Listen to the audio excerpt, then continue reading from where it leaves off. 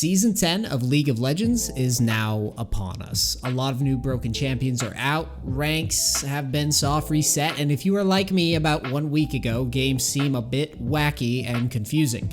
If you've been following my channel for a while now, you probably already know that I go through spurts of either heavily coaching or heavily playing. In this early Season 10, I have hard grinded so that I can confidently explain the new season to my people because, quite frankly, I am not comfortable being a content creator unless I know what the fuck is going on.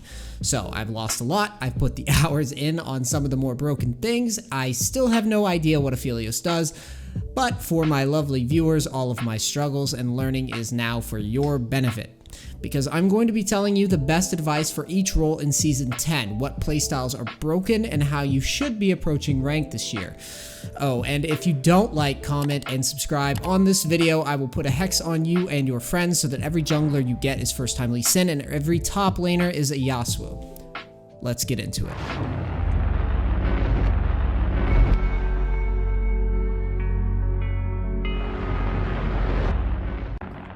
Before we get into the individual roles, we need to talk about the major changes to Season 10 and how they've impacted the game so far.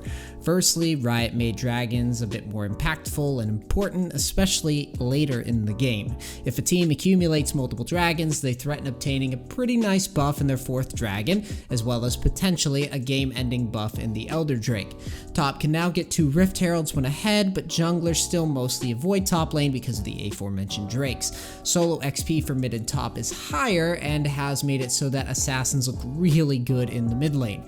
These XP changes also made top lane bruisers that can use Conqueror extremely sticky and impossible to duel. Junglers play for early game dragons with early game junglers like Olaf, Lee Sin, and Elise, and power farming, while once attractive on paper in the new jungle, plays extremely shitty in practice. Bot lane is all about supports that hard engage, and the best ADCs are the ones that team fight well and provide good utility as opposed to being the primary carry. Additionally, as with any soft rank reset, it is more important than ever to play heavily for the first 5 to 10 minutes of the game. The reason is matchmaking is matching players from a wider player pool. For example, you could potentially have a lucky Diamond 4 player on a win streak matching with veteran D1 players and up. This means lanes will snowball more frequently because of the raw skill mismatch, causing passive players to be punished more often for attempting to play slower scaling champions. So either play mid and become the fed Katarina/Talon, or pick a champion that can snowball another lane and fight back. Now that you have the general gist of the meta, let's dive into each specific role, starting with top, and look more closely at how you can impact your games. In the top of the map, Conqueror is a broken keystone. Any champion that can use this rune and remain top tier in the top lane has an automatically higher chance of winning the game, and currently the win rates of those champions reflect that. If you can play champions, for example, like Mordekaiser, Darius, and Illaoi, you will be happy to know that not only will your XP gain be higher if you're winning lane, your rune selections will actually enable you to win more 1v1s and 1v2s than ever before. Additionally, these champion selections play nicely into the mid lane meta, which mostly supports bursty assassins. Also, another note is that the precision tree providing Conqueror gives quite a bit of tenacity as well. This means champions that rely on kiting with their crowd control will often quickly realize that Riot has other ideas in mind in regards to counterplay. So, essentially, you will have over-level bruisers that you cannot reliably lock down and are best suited to deal with whatever threats emerge from the mid lane. Because let's face it, no matter how fed a talent is, he will not be able to one-shot a Mordekaiser or a Darius. It's also important to note that bruisers play extremely well when they are left alone, and most junglers are leaning on the bottom side of the map this time around, simply because stacking up dragons can be a super reliable way to close out a game. So, in summary, if you are not comfortable playing Mordekaiser or Darius, you better have some reliable picks and playstyles to deal with them. You may be tempted to try something like Quinn or Vayne to counter them, but sadly I do not believe it is a smart idea when you factor in how often mid lane assassins will be what you will have to deal with out of lane phase. If you want a nice counter to the meta, I'd recommend Heimerdinger. Deals pretty well with a lot of the bruisers that we mentioned. I've seen players smurf with high win rates with it, and he isn't going to be ganked as often. He benefits from having bonus XP and performs very nicely when trying to snowball games early and use that momentum. Let's move on to mid lane. Mid lane is very heavily weighted towards assassins, shove heavy picks, and the occasional bruisers that excel at shutting down assassins early. This mostly goes back to what we discussed earlier with skill mismatches. Because players often being in the wrong ELOs because of the soft reset, you can be sure that assassins will be finding tons of free kills either in lane or on the roams more often. Assassins also benefit from the reduced XP in bot lane and the increased XP in the solo lanes, meaning that if they snowball early, it'll be very difficult for them to mess up kills versus underleveled, mostly bot lane opponents. Game pacing is currently not conducive to control mages who would like to keep game tempo a bit slower, and with the addition of lower HP dragons and more aggressive jungle choices, hiding under tower and playing safer is not really a good strategy anymore. Either you push out and try to outplay champions that like to battle early with a lot of mobility and burst, or you lose out on valuable objectives earlier and more often. For me, as an example counter to this meta, I personally use my old staple Tryndamere mid, and my tests show that if you can keep from dying early to all-ins, you can keep mid lane pushed in and get free dragons, etc. Another example are Renekton and Rumble, champions who can both bully assassins safely and keep mid shoved. Another old pick that I used to use, Twisted Fate, however, seems a lot weaker versus these champions, not necessarily because Twisted Fate is bad into assassins per se, but because of how often an unkiteable bruiser will show up from the top lane later. So, structure your picks to stay more away from the Luxes, Xeraths, and more towards the Talons and Aurelion Souls. And I hate to say it, but if you are an assassin guy, you are now in luck. Season 10 is now your time to shine.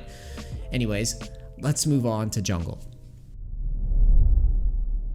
Jungle, aka the weak role, even though the most commonly high win rate role in the absolute highest of ELOs every season since the dawn of time, currently benefits from either snowballing early and accumulating a lot of dragons or late game scaling picks. In my tests, I've seen champions like Olaf, Elise, and Shaco do very well while becoming team dependent if the game isn't a smooth trajectory to the Nexus exploding. The alternative solution to climbing would be playing champions like Echo, Karthus, and Graves in the jungle and hoping that smart pathing and gank selection will wind up creating a win condition from jungle scaling. At the end of the day, though, I truly believe that tempo from the role is the key, seeing as how if both teams are even, the group that gets the early dragons and pacing tends to be in the driver's seat. I should note here though that Riot is in tune with the same reads that I have just posted here and have already hinted at upping jungle XP slightly. This means that farm heavy junglers will be seeing a win rate bump in the future soon enough. If that happens, expect junglers that can power farm to become more of a reality. The most important thing to remember here though is when playing jungle, stick like glue to whatever strategy is best suited for your win con. So if you're playing Olaf and you don't win the first 3 dragons, you should probably just FF open mid. Or there's probably just some huge gameplay error somewhere. And if you're playing like Karthus and being outfarmed by Elise Sin, you are clearly not very good at pathing. These little mental adjustments go a long way in capturing the results you're looking for in the jungle and are at best a good framework to play off of. Let's move on to AD. The AD/marksman role is in the sort of space where they are valuable but in a more stable, low-death, right-click machine kind of way. My read on this role currently is that you need to play picks that ideally win lane and synergize with those engaged supports, which we'll talk about later. Hopefully, you're able to brute force the bot lane tower down if you're ahead and take that first dragon. After that, though, it is extremely important that the AD carry plays extremely KDA aware and refuses positional situations that result in free summoners and deaths. In my opinion, this role becomes a bit of a survival horror simulator after lane phase. If you are 5-0, you can still be one-shot, so you must always move and think like you are just a prized cupcake for the enemy team. An ADC that understands this tempo shift generally will snowball early and stay ahead throughout the duration of a game. While it can be frustrating not being able to make any big plays, it can be super rewarding when you realize that a big chunk of the mechanical battle in the ADC role is simply not putting yourself in a compromising position in the first place. If you die first, you generally have lost your team a big objective or team fight, etc. Examples of picks that have done well for me in this meta are Misfortune, Aphelios, Draven, and Caitlyn. Champions that hard lose lane early but have decent scaling like Cog, Vayne, and Sivir are not advised. Support is the last role that we will cover, obviously, and it is pretty tied into the stuff that we just talked about. Champions like Leona, Nautilus, and Blitzcrank seem to be quite good in an early dragon meta, as they traditionally take charge of a lane early and don't really fall off as often due to the momentum that those multiple dragons can create. Additionally, locking down early game fights quickly and efficiently tends to mentally fluster players more than ever in solo queue, at least in the early season from what I've seen. Additionally, these picks often can roam before the enchanter champions like Janna, Soraka, and Sona, and those champions really do struggle to respond. This creates scenarios of oppression that prevent true scaling from those enchanter picks. Alternatives to this playstyle currently are picks like Senna, Nami, and Vel'Koz, who, if they survive a couple of all-in attempts, traditionally seem to outscale quickly due to pure damage numbers or just the sustain.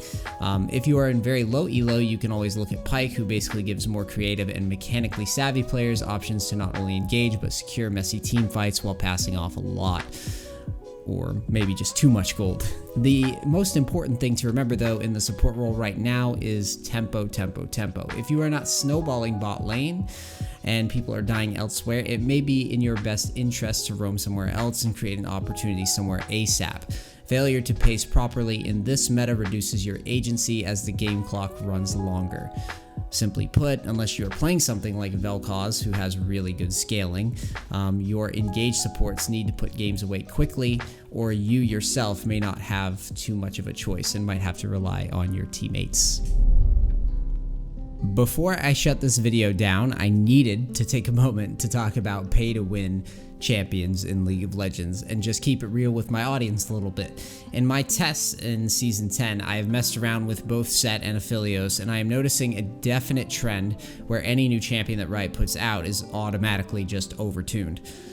Conspiracy theory cap on, it seems like Riot is more trying to boost the sales of releasing champions that give players wins on purchase, essentially making it so that every rework or new design gets players motivated to keep buying. The only reason I want to bring this up is to remind you guys that if you do not intend on picking up and learning a new champion like Aphelios or Set when it is released, it is probably in your best interest to just ban it in solo queue unless your teammates are hovering and locking it in the first picks of a pick ban phase. After a month or so, Riot traditionally tweaks these numbers to acceptable values, but in the short term, it is clear that they are completely fine with the champion being hot fix worthy tiers of broken in order to up their cash graphs. So, for example, if Set is still unnerfed by the time you watch this video, he is worth permabanning. However, since Set's kit is so terrible in terms of low mobility, you can be sure once that he is nerfed, he won't really be worth contesting as much. I just wanted to get that out of the way. Alright guys, I hope this Season 10 rundown helps you all out. I've been basically banging my head into the ELO wall trying to figure out this season with the changes, champions, and generally more tilty players in the early season, because right now it seems to have a lot more levers and trolls than usual. So I hope I can save you all some of that frustration in your own games. As always, if my videos do help you, please like, comment, share, and subscribe, because it really does help the videos circulate and get up there in those YouTube algorithms. And you can always feel free to tell me in the comments what you'd like to see in future videos. Thank you so much for watching, and I'll see you next time. Peace, crackers.